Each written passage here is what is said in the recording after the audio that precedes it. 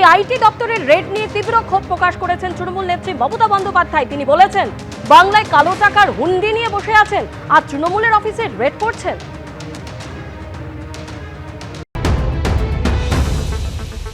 জবাব দিন, আপনি বলেছিলেন দেশে কালো টাকা ফিরিয়ে আনবেন, নোটবন্দি করে সবার টাকা কেড়ে নিয়েছিলেন, কাউকে কালো টাকা আনতে পেরেছিলেন?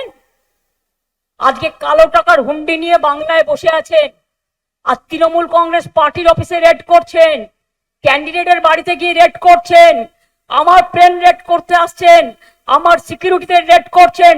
নির্লজ্জ বেহায়া একটা রাজনৈতিক দল সামনাসামনি লড়াই করতে পারে না, ভীতু কাপুরুষ।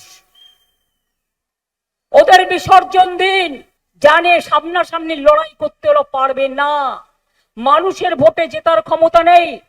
তাই central force, income tax, ED, CBI, পুরো ভারত সরকার, বিজেপি সব রাজ্যের সব এসে বসে গেছে। তাও বলে দেখুন, লড়াই করছি একা, আমি একা নই। আমি যদি একা হই, আমার সাথে 100 ভাগ মানুষ আছে।